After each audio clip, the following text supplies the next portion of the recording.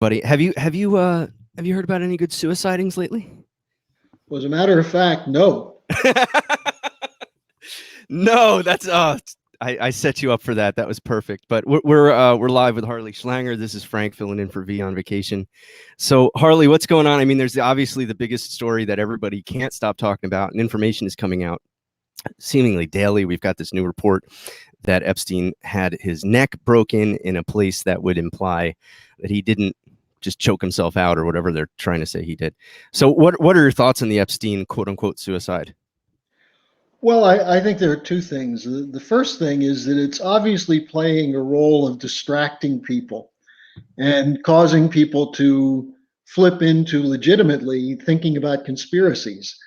But it's sort of blocking out some of the other more important issues that people should be talking about, namely, who's running this operation in Hong Kong as a way of preventing Trump from working out a deal with China. What's behind the developments in Kashmir? What about the stock market crashing? These are all important things. And the Epstein story is somewhat compelling. It's got sex, power, money, Right. intrigue. And so people do tend to get drawn to that. Now, I think that the best we can say about it is that we may never know what happens because that's the nature of these things. But at some point, that's going to change. Maybe Mm. if Barr and Durham really do their job and things start coming out around who ran Russiagate and why, maybe we'll eventually find out what happened with the JFK murder. Yeah. So, Isn't stay that the tuned. thing that is so fascinating about Epstein though, is that it's such a sort of raw, obvious case of shutting a guy up, that I think that's what's stunning people, is that, it's sort of the joke, like, oh, that guy's not going to live very long, and then he doesn't. It has people feeling, I think, hopeful that we're going to find something out. But Everybody could see it coming. That's why, yeah, yeah, because it was so obvious. But, in a certain sense, so is Russiagate. You know, the right, the idea that Putin, through hacking, was able to win an election in the United States is so absurd yeah, that you would think that people would scratch their head and say, why are they doing this? But the obvious point is that they never thought they'd get caught because they thought Hillary would win. They figured things were stacked in their direction and they could exactly. use, if necessary, Russiagate to defeat Trump. But the fact that Trump won and that Trump has proven to be angry enough about it that he's pursuing it may mean we'll get to the truth on it. So maybe the thing will open up around Epstein because this is another case that's just so obvious. Mm. Yeah, indeed. So what else you got going on? I just wrote an article about this whole question of trying to blame the tariff fight for the possibility of a recession, Okay. which is another thing which should be really obvious. Our economy has been sent down a broken path for the last 40 years.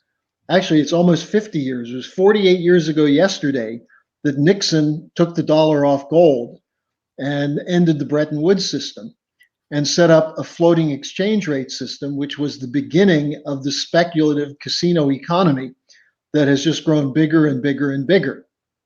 And the real problem in the United States is that we've shut down our manufacturing. We've outsourced it. We've Hmm. destroyed our labor force. We've lowered wages for whole sections of the population. And we've replaced their lack of purchasing power with credit card debt, which at some point comes due and people default. So these are the bigger problems. And the idea that Trump's fight with China is causing this is absurd. It may be a trigger for a crash, but it's Right. not the cause of the crash. Yeah. This is actually, I reached out to our chat room, and this was a popular question. What's really going on with China? That seems to be the thing that people are interested in hearing you talk about. Well, we have, I'm going to be at a seminar in 2 weeks with some top officials from China who are coming to Germany to meet with Germans to discuss why it is that the German government is opposed to working with the Belt and Road Initiative when the Italians, the Greeks, the French, even the British are trying to get in on the Belt and Road Initiative. And I think what's going on with China is that you have a whole new economic paradigm coming into place, which includes the possibility of moving away from the petrodollar financial system into minimally a mixed basket of currencies, possibly gold based at some point because China's going big into gold. And so you have, and also investment in physical production, which is what the Chinese are doing. So those people who thrive and depend on geopolitical confrontation and speculation don't want to see an economy where people can make money through savings and investment in real economy. They want to keep the flow of funds, especially from the Federal Reserve and the central banks, going into the bubble. So I think the bigger picture on China is that Xi Jinping is moving the world in a new direction. He's got support from many, many nations. Most of Asia is behind him. The Russians are, quite a few African countries, and now South American countries are. Trump is interested in it. Trump has talked to him. Trump is a builder. He likes the idea of the new Silk Road, but the City of London and Wall Street don't. And so we have the old general cast of regime changers, people like Marco Rubio, the National Endowment for Democracy, Bolton. They're out screaming their heads off that China's an imperial aggressor. China's the problem. China's manipulating their currency. China's trading unfairly. And Trump was right. He said, yeah, China's been trading unfairly, but whose fault is it? Yeah. It's our fault. We let him. It's Bush's fault. Yeah. We let them with the rules that we set up under the World Trade Organization. Mm-hmm. So I think what's the simple answer, and it's not so simple, is that China is taking the world in a different direction. They're asking the United States to join with them. Xi has offered to Trump several times, why don't you join us? Trump is, as I said, intrigued by that.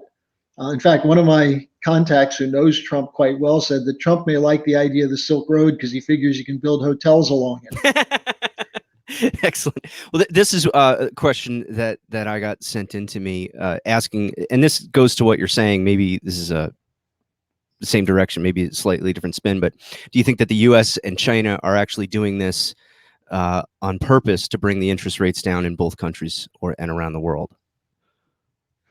Well, again, I would, Frank, I would say that the interest rate question is another one of these double-edged swords. On the one hand, low interest rates are necessary for a functioning industrial economy. The problem is when you have a banking system that's so out of whack and so filled with debt that what the central banks are doing is lowering interest rates so they can provide a flow of liquidity. So the banks have a backstop to cover their worthless debt. So simply looking for cheap interest rates isn't going to solve a problem. It's just going to make the bubble bigger. Right. As I often say, it's sort of like people who want to pay for a mortgage with a credit card. It right. doesn't work. Doesn't help you, yeah. No. On the other hand, low interest rates as a part of a coordinated effort, which would include the reintroduction of Glass-Steagall to take down the investment banks and their quadrillions of dollars of derivative obligations and worthless debt, and then to clear the way for credit to go into physical production, into infrastructure, into industry, manufacturing, scientific and technological breakthroughs. That's the right thing to do. So again, Trump is half right. Low interest rates are an essential feature in an economy. The Chinese know it, others know it, but it's got to be combined with certain measures. And I hate to say this for people who are libertarians, but you need certain regulatory measures, at least to curb the power of private banks and private financial institutions, which otherwise are dictating through the Fed and through the Bank of England and the European Central Bank. They're dictating the economic policies. And by the way, they're dictating them over and against sovereign nations. They're saying you can't use your credit system for your own economy. You've got to use it for the bubble. Here's a comment from I never know how to read these names. Wizardry has an idea for you all. Paying your mortgage with your credit card would help. You could claim bankruptcy and not lose your home. So, well, tip from Wizardry there. One way to look at it. One way to look at it. It's honestly not the worst idea I've heard today. So, it's a question from my man Duck, who's in our other chat room. He says, how does Harley see the crop losses in the U.S. impacting the relationship with China? One of the largest food exporters to the most populated country is missing 17 million acres of planted food. Any thoughts on that? I assume he's talking about the lost acreage in the United States because the Yes, flood. that's exactly what he's talking about. Yeah. Yeah. Well, look, the situation is catastrophic, Right. especially in some of these states. And you have a hungry world. You have a growing world population. We still don't have food self-sufficiency in whole parts of the world. And the American farmer has been ingenious and productive beyond anyone's dreams. And to take that land out of production is a real problem, especially since the grain cartels are speculators. And you know they'll do everything they can to squeeze the last buck out of it without anything going to the farmers. Right. Now, one other aspect of this situation is why is it so bad? And that's if you look at these rivers that are overflowing and jammed up, yeah, they're having a little more rain this year than usual, but these rivers are not being taken care of. This is Hmm. what should be part of normal infrastructure, dredging rivers, Right. improving banks and dikes and canals and water management. Look, the Chinese are going crazy building the Three Gorges Dam, canal systems, and things of that sort. And in this country, we can't even protect New Orleans, which is Right. underwater. Right. It's easier to just scream climate change than to Exactly. actually deal with these problems. And if you actually look at the people screaming climate change, they're the same ones who say we're not going to allow a real debate on whether it is man-made or not. And there's a whole body of scientific evidence, which I personally believe, which shows that the changes in the climate, and there are some changes in the climate, but Sure. these are related to where we are in the solar system, cosmic radiation, galactic. Heresy. How could the sun affect climate? That's insane. Well, here's an interesting thing. They've now concluded that there's global warming on Mars. So I assume the one or two rovers that are up there must be churning up a lot of CO2 and causing global warming there. It's the influence of Western capitalism on Mars. You send a couple of capitalists up there, you ruin the whole thing overnight. Yep. Yeah, crazy. All right, question from Danny, and please, we're welcoming your questions in, and we'll post them here and give Harley a chance to answer. Does Harley, if a collapse comes, does Harley see a bubble melt up before? This is something we talk about quite a bit as we discuss the markets, how the markets themselves are detached from the actual economy. So do you see that melt up coming as some others do?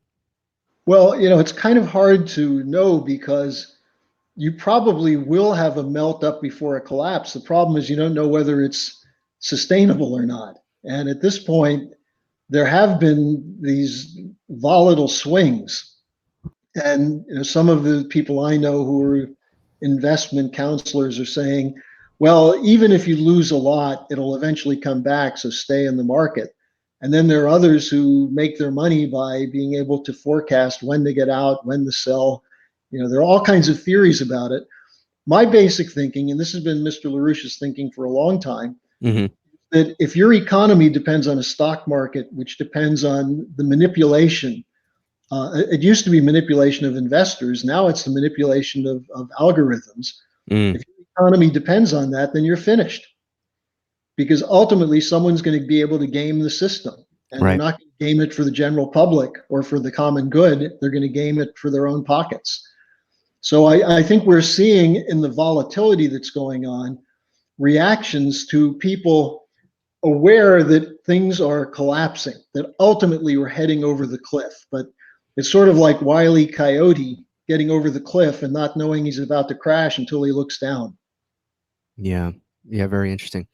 Um, you talked about algorithms. That's my cue to promote our partner for today. So 1 o'clock today, our friends, which includes me, at Pulse Wave Trading, are having our live Q&A. We're doing a lazy summer webinar today where we're just taking your questions live with Dex, our main man. And so if you, the link is in the description for that. If you're interested, set a reminder. That's on the Pulse Wave Trading YouTube, and we'll take your questions about the markets. We'll take your questions on virtually anything, Pulse Wave Trading System, even video games, because Dex loves to talk about video games.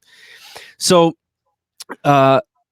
what else is on your radar at the moment other than China? I've got a question here about the trying to figure out how to put this into words. Let's see. Ask him about European politics, the populist movement. Well, really good question. This is Paul S in our other chat room, not the live chat. Right. Wants to wind you up on that one. So please. He may know I now live near Berlin in Potsdam, Germany, and have Yes. become very much involved in working with some of the what you might call populist or I prefer to call them economic nationalist networks. A good friend of mine who actually was interviewed by V before, Marco Zanni, is now the foreign policy spokesman for the Lega in Italy. Oh, cool. And what you see in Italy is a British coup underway. The Lega is gaining in popularity, and if it continues in this way, they would end up as by far the most popular party. They're already the most popular, but they could even approach a majority. And so there's an operation to pull the Five Star Movement, which is not a serious party, pull them out and have a technical government or a technocratic government put in with a 4-year mandate so that Italy would have to abide by the European Union regulations, which are destroying the country. So they're creating a situation in Italy where you could have a civil war because the Lega has been very skilled in showing people the difference between what's good for Italy and what's being done to them by the European Union. In fact, they may be, Salvini and his group may be the most skilled at getting that message across that Italy is being not only ignored, but being screwed by the European Union. Now, in Germany, you have a different situation.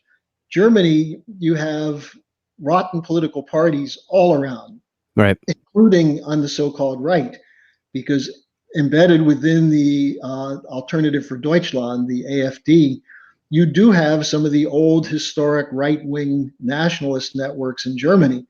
Now, my personal view is that from living here for 3 years now, there's no native fascist movement or Nazi movement about to take power in Germany. Just some people who are somewhat unsavory. right. But what do you find out about them? They're the ones who are financed by the oligarchs. They get their money from the banks. And they're created as a phony opposition at a point at which the Christian Democrats and their partner, the Christian Social Union, are collapsing. You know, in the last election, the CDU had its lowest vote total since the end of the Second World War. And the Social Democrats, the so-called left socialists, had their lowest vote total since Bismarck in the 1980s, or the 1880s, rather. So the parties here in Germany are collapsing. The German economy is now negative for the second quarter of the last 4 quarters, which is close to the official definition of a recession. But more importantly, you have the insanity of the Green Movement coming from the Christian Democrats, the Social Democrats, naturally from the Greens. There's not a party that's opposing it except the AfD, the Alternative for Deutschland. And what are they doing? They've already put in an exit from nuclear. They're going to have an exit from coal. They're trying to do an exit from fossil fuels in general. And what's that going to mean? They'll have to have an exit from auto. The auto sector, which is the machine tool par excellence in Germany sector, is being dismantled. And so productivity is collapsing. The economy's heading down very quickly. And younger Germans, like a lot of younger Americans, are tuning out, just going to social networking and ignoring the fact that their country's about to go to hell. Yeah. A couple great questions in the chat. And after these, we'll probably wrap it up, let you get back to your stuff. Troy says, why is Trump pushing red? This one's near and dear to my heart. It's about Second Amendment. Why is Trump pushing red flag laws? Do you think Trump is really pro Second Amendment? So, of course, for people who don't know, the red flag laws, my understanding, and you correct me, Harley, if you got this better, but basically red flag laws come down to the idea that someone could just report you and you get your guns seized without any due process. Well, so, the sort of the scenario that everybody fears is something along the lines of, your innocent little kid goes to school, teacher says, whose dad has an AR-15? Kid raises his hand, teacher reports you as a threat, and your guns are gone. I mean, is that a caricature of the red flag laws, or is that what they really would enable? And where do you think Trump really is on this stuff? I've seen people apologists for him, who I appreciate in many areas, essentially saying, "Oh, he's just doing this to shut up the libs. He's not really going to do that. He's actually super pro Second Amendment. He's going to pass legislation. You're going to be able to carry grenades before you know it." And at this point, I'm not so convinced that that's the case. I wish that were the case, but not so convinced. So, can you comment on what the red flag laws, if you have anything to say about it, would actually do, and what you think Trump's Second Amendment stance really is? Well, in this, as in many cases with Trump, you're not quite sure Yeah. whether he's fully committed. I mean, he used to be for gun control, just as he used to be for abortion. So, is he a true deep red conservative? I don't really know. But I think that, again, this issue is bigger than Trump. You have a group in this country of extremists who have been looking for an excuse for a long time to carry out psychological warfare as a way of disarming the population. And I mean, disarming them in terms of ability to think as well as physical defense. Yeah. So literal and psychological disarming. So if you put this in the hands of They're a Nancy succeeding. Pelosi or someone like that, you can be sure that sooner or later, if you have a gun, you're going to be considered mentally unstable, because why do you need a gun? Why do you need a gun? Yeah. Yeah. So I think, I think this is where we have to start discussing more profound cultural questions, such as, when can you trust a population to do what's right? How can you trust them? How can you trust the government to do what's right? Some laws have good intent that turn out to be monstrosities. Absolutely. So I think this is where we need really open, thoughtful discussion, which unfortunately, with the opposition to Trump, we've seen there's no basis for a legitimate discussion. Now, in terms of what he's doing, look, he's under so damn much pressure from virtually every major media. Even some people on Fox are going wobbly on this one. So he's under enormous pressure. The pictures of the victims of Dayton and El Paso and Gilroy, California are everywhere. And while these are tragic events, you have to ask yourself, what are the causal connections of them and how are they being used? And does it really honor someone who is killed in one of these shootings to take away the ability of others to protect themselves? So I think, like so many other things, this is playing on emotions that are easily manipulated by in this case, the left, but I would not exclude Republicans from this, because some of the Republicans are very capable of suddenly turning and joining with the majority on the Democratic side. Yeah. Oh, CJ's in the comments. Cushion and Ivanka, huge influence on Trump's domestic policy. Yeah, it would seem so.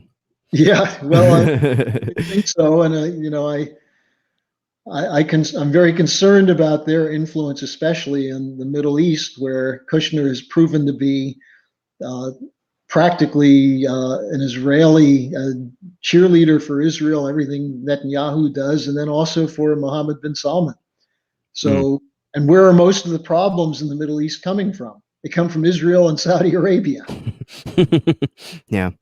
Last question, then we'll wrap it up for today. This is from my main man, HW293. Is there, and this really flows nicely out of the discussion about the Second Amendment and Trump, is there a possibility to reconcile between the right and left in America? What would it take? One thing that I'm seeing is you do have, it's funny, over the years, it used to be, I'm stumbling over my words here. It used to be, when I was a bit younger, all leftists just seemed crazy to me, right? Now, if I come across a person who is on the left, who is for free speech and basic reason, I feel like that's my brother. That's my sister. Like my bar for who is on my team has been lowered dramatically. Well, let me so maybe that will contribute to a reconciliation, that the insanity of the social justice warrior left is so profound. Maybe that will be the point where we say, hey, you know what? if we agree on freedom and free speech, we can battle it out in legislation everywhere else. But I don't know. Your thoughts? Well, let me raise your bar a little bit there, because there is an area where we saw something in the 2016 campaign, which is on economic policy, where some of the things Trump said and some of the things Bernie Sanders said, both against Hillary, were right.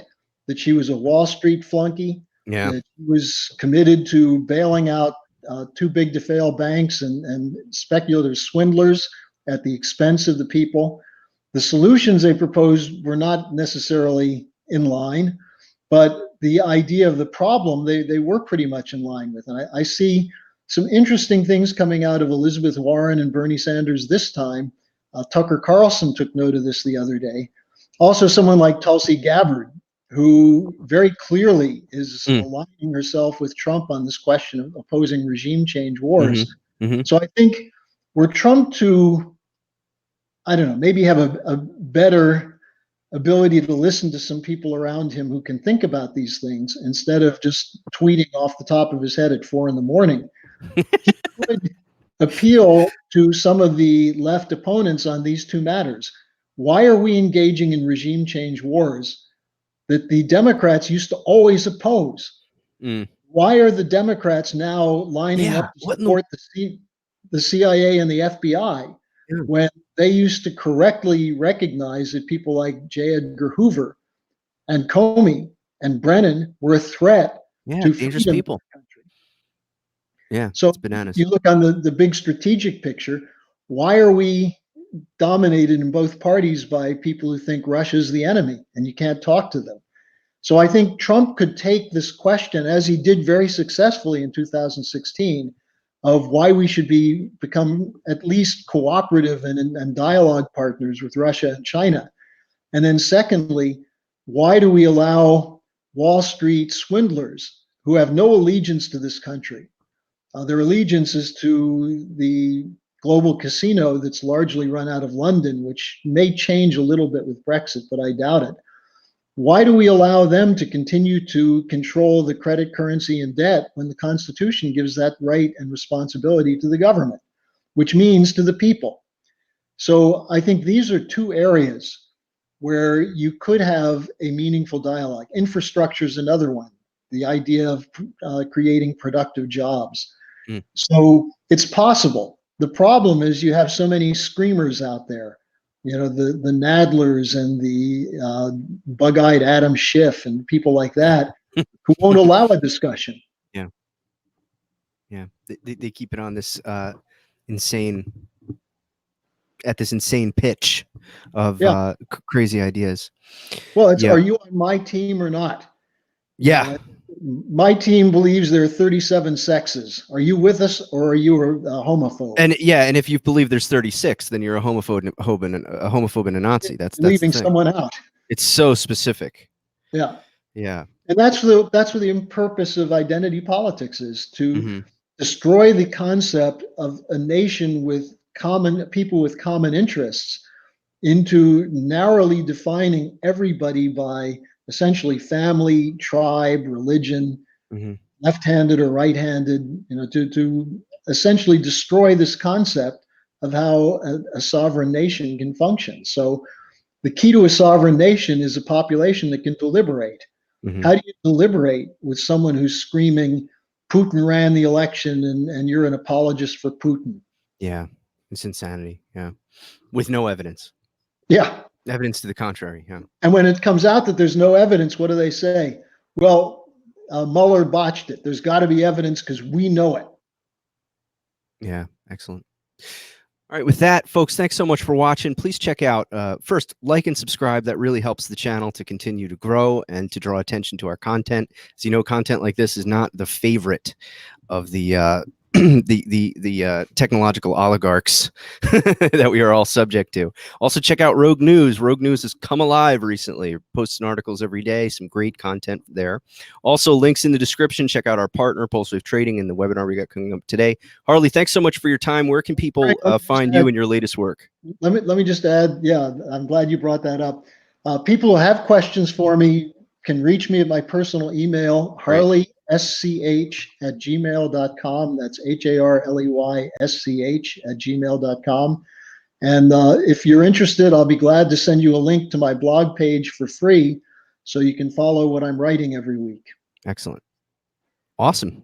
All right. Thanks so much, Harley. We really appreciate your time. It's great to have you on. Great discussion today. All right, folks. We'll see you soon. Take care. We're over and out.